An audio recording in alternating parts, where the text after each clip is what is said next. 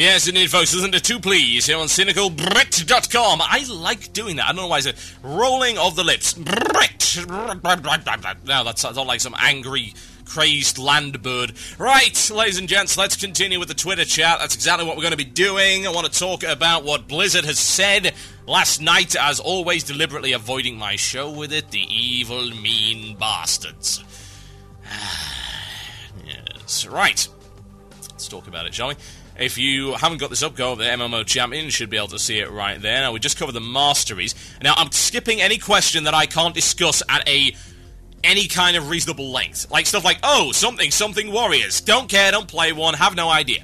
So, if you want to read about that, then, well, go read about it yourself. Okay. Class mechanics. Firstly, how will haste affect channeled spells? Will it be similar to dots and hots? Answer, they will channel faster, but their duration will remain unchanged. You will get more ticks on the same cast. Ooh, that's interesting. Now, I'd say that might work really well for something like Blizzard. Now, that would be great. I wonder what that would actually do with arcane missiles, but I've also heard that's becoming some kind of proc, so I don't know as to whether or not that's going to count as a channeled spell anymore. I don't know, we'll see. I'm cool with that. That sounds like a really nice, interesting mix for things. And I'm sure that is going to make a big difference to healing druids. Next, when does the homogenization of classes stop? Paladins are starting to look like priests. Where is the diversity? Answer, we want the challenge of beating PvE encounters or enemy teams in PvP to be how awesome you are at strategizing, not how often you are recruiting particular classes. While it is very, very important for classes to feel different, it's also very important to us that friends get to play together. That's nonsense. I'm sorry, that is an absolute nonsense answer. Look, the fact of the matter is, friends get to play together in any raid content. They were always able to do that. Always. There was a place in even old raid content for the most obscure of specs. Admittedly, there weren't many places, but the places were there nonetheless. We're not talking about that. That's pulling the whole social card.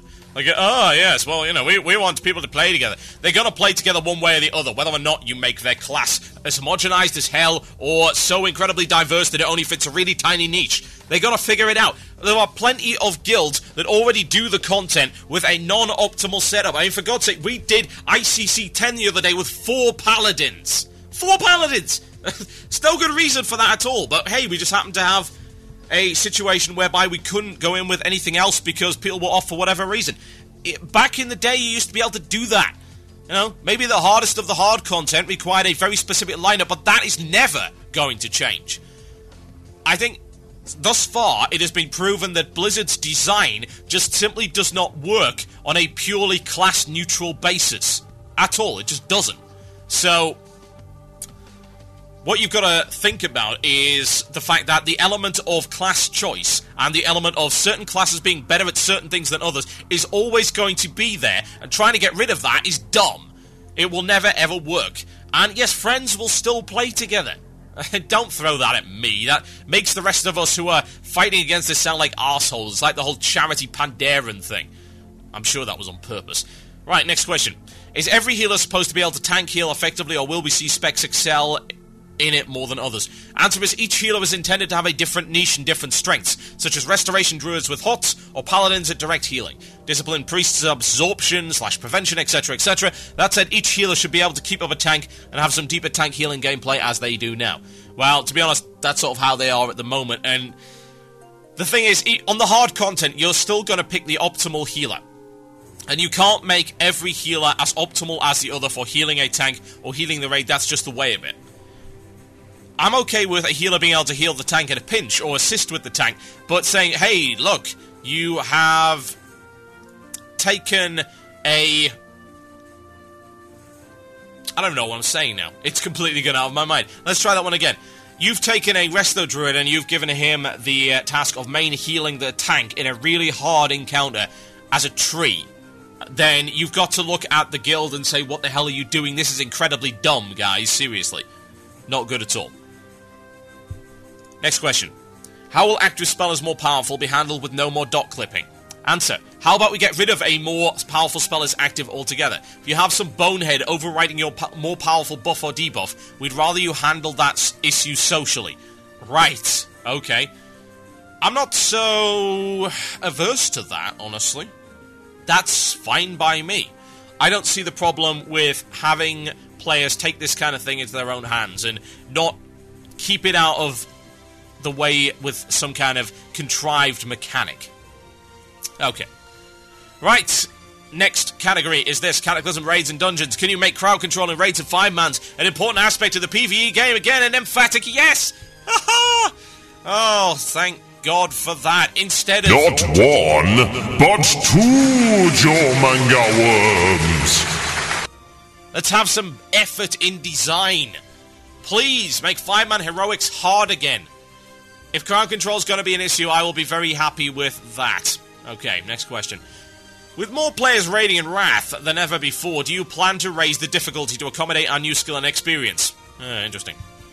Answer. The heroic difficulty is designed for the players looking for more of a challenge. One of the things we learned from Icecrown is that we unlocked the heroic mode so late that players had tons of practice on the encounters on normal mode, so the step up was smaller than it was in, say, Ulduar, when players on hard mode were still learning some of the encounter basics. In our defense, though, because of the time of year we released Icecrown, we made a conscious decision not to ask players to choose between holiday events and hard mode raiding. Oh yeah, because that matters, isn't it? Oh, Insidia. You are in such a bind. It's such a drag that you have to choose between doing the Wintervale cookie quests and doing hard mode Lich King. Woe is us. Woe is me. What a terrible argument. Come on, Blizzard. Is that the best you can come up with? Who really believes that? God. That's so bad. So bad. I don't know if I agree with that, to be honest. I don't even know what they're getting at. I mean, they're getting at the point that... What is it? What are they saying here? Let's read that again. The heroic difficulty is designed for players looking for more of a challenge. Yeah, we get that. Okay, hard modes. One of the things that we learned from Icecrown is that we unlocked the heroic mode so late that players had a ton of practice on the encounters on normal. Okay. And... What is it you're getting at here, Blizzard? I don't understand.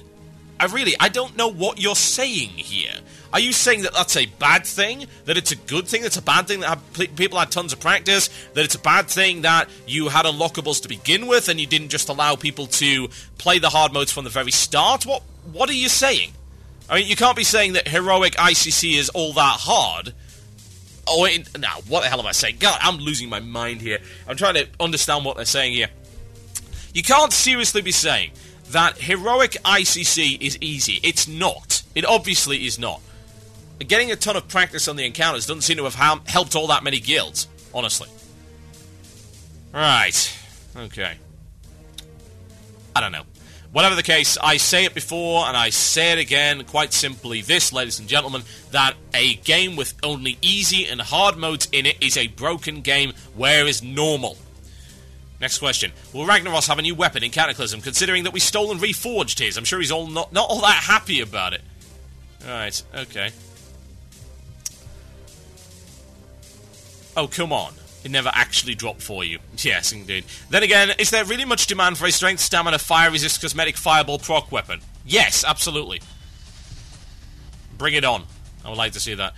I assume that they're going to be putting that kind of thing in there. I do wonder what the role of legendaries actually is these days. So little fuss about Shadowmourne and things like that. So little fuss. So I am not 100% sure what they're trying to do with legendaries. I'm sure we'll see a few more of them.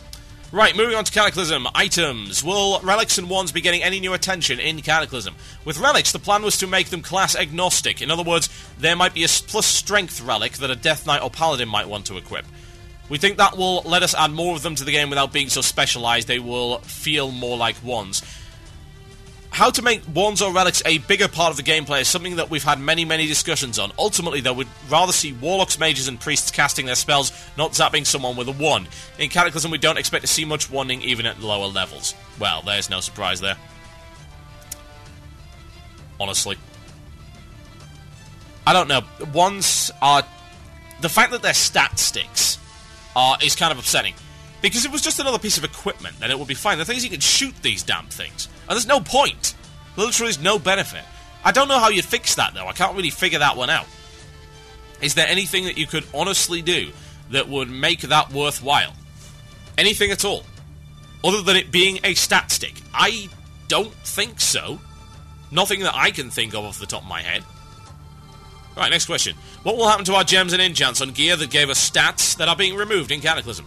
We are going to change most gems and enchants that have obsolete stats like armor pen and defense ... Well, thanks, Blaze, that's really helpful. So they're going to change them to something else, apparently.